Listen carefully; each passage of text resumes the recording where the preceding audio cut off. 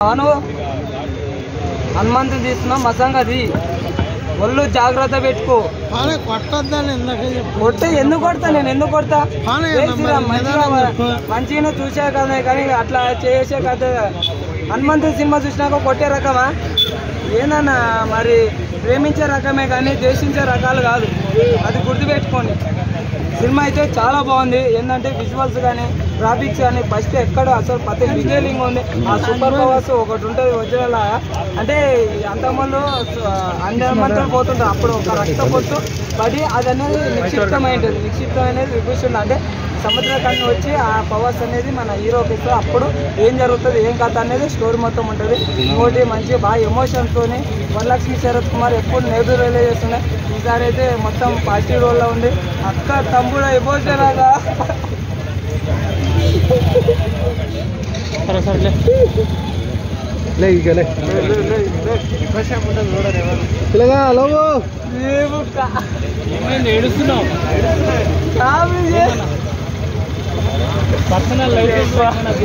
నువ్వన్నా లేకపోతే కాపీ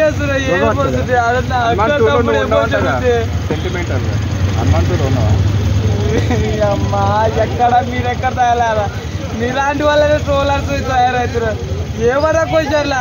కొద్దిగా ఉండాలి అడగడానికి మరీ దారుణంగా చేస్తున్నారు నిజంగా క్యారెక్టర్లు అయితే చాలా బాగున్నాయి మన రవితేజ గారు చేసిన డబ్బింగ్ కొత్త క్యారెక్టర్ ఉంది కదా ఆ క్యారెక్టర్ డబ్బింగ్ అయితే మంచిగా నవ్విస్తారు ఇంకోటి మన పిచ్చుకల సత్యది కూడా పిచ్చుకల పైన వస్తుంది పిచ్చుకల సత్య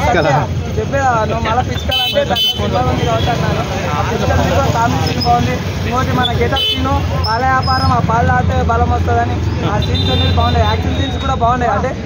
పాలేర్లని ఉన్నారు కదా ఆ పాలేర్లని కాదు బందిపోట్ల నుంచి రక్షించుకునే దాని గురించి హీరోయిన్ పోరాటం చేస్తుంది అది కూడా సీన్స్ బాగున్నాయి విజువల్స్ అయితే చాలా బాగున్నాయి హనుమంతుని అయితే గట్టి మీద ఉంటుంది అన్న చాలా బాగుంది ఫస్ట్ కొండల మధ్యలో తీసుకుపోయి చాలా అసలుకి బ్యాక్గ్రౌండ్ మ్యూజిక్ అయితే అమ్మ గూస్ బంప్స్ తెప్పిస్తుంది లాస్ట్ 30 minutes నువ్వు నోరు మూసుకో 30 నిమిషాలు మాత్రం ఫుల్ ఎంజాయ్ చేస్తాము నిజంగా అంటే హనుమంతుడు లాస్ట్ వస్తాడు అన్నమాట మా 2 గురించి కూడా వెయిటింగ్ చేస్తున్నా 2025 అయితే జై హనుమాన్ అయితే వస్తుంది తేజ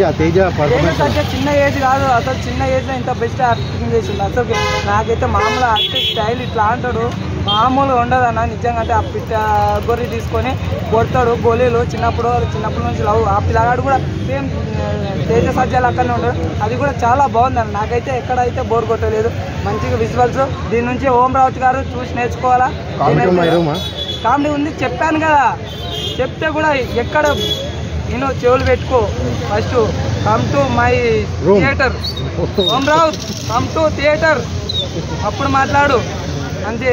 సినిమా అయితే చాలా బాగుంది హనుమాన్ అయితే నిజంగా అంటే మంచిగా ఉంది సినిమా అయితే పార్ట్ 2 గురించి అందరు చూడకూడదు నువ్వు ఒక్కని నేను ఒక్కనే చూడా ఏం మాట్లాడతావే అందరు చూసేదే హనుమంతుడి చాలా మాకు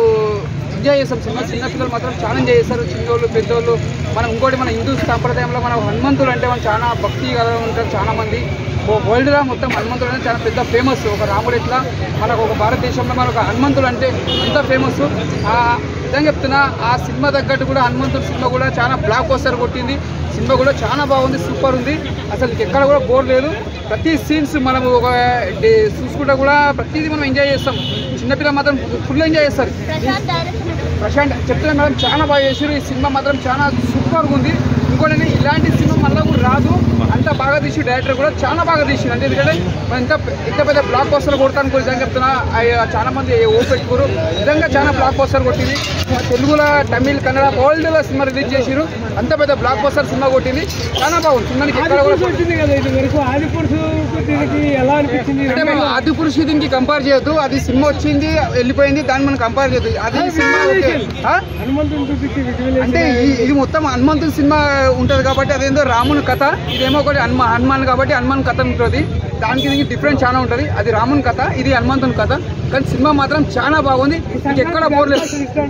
ఆ ముత్తకు చెప్పలే వెళ్ళిపోతుంది వీడు కూడా లాకెట్తో ఫాలో అయిపోయేసి ఆ ముత్తకు చెప్పలకి ఆ ముత్తకు చెప్పలో ఉన్న ఆత్మలింగం చుట్టూ ఈ లాకెట్ పడిపోతుంది ఆ లాకెట్తో పాటు ఆత్మలింగం తీసుకొని వస్తాడు దాంతో పవర్స్ వచ్చేస్తాయి ఆ పవర్ దాని ఆత్మలింగం యొక్క ప్రత్యేకత ఏంటంటే దాంట్లో సన్లైట్ పడితే ఆ సన్లైట్ డైరెక్ట్గా కంట్లోకి ఈయన కంట్లోకి ఎనర్జీ పాస్ చేసింది. ఆ తర్వాత ఇతనికి ఆల్మోస్ట్ అంత శక్తి వచ్చింది. ఓన్లీ ఎప్పుడైతే సన్లైట్ ఉంటుందో అప్పుడు మాత్రమే ఆయనకు పవర్స్ ఉంటాయి, మిగతా టైంలో పవర్స్ ఉండవు. ఒకసారి ఏమైందంటే విలన్ బ్యాచ్ అటాక్ చేస్తారు. విలన్ బ్యాచ్ అటాక్ చేస్తే వాళ్ళ అక్కని కాపాడుకోలేకపోతారు. అప్పుడు సన్లైట్ ఉండదన్నమాట. మబ్బులు పడిపోయేసి సన్లైట్ ఉండకపోవడం వల్ల ఇతని దగ్గర పవర్స్ ఉండవు. ఆ పవర్స్ లేక వాళ్ళ అక్కని కాపాడుకోలేకపోతాడు. అప్పుడు ఆత్మలింగాన్ని ఇసిరేస్తారు అనమాట. ఈ కోతి ఉండిద్ది అనమాట. ఆ కోతి మళ్ళీ ఆత్మలింగాన్ని తెచ్చిచ్చింది. ఆ తర్వాత విలన్తో ఫైట్ చేస్తాడు. అదే సినిమా.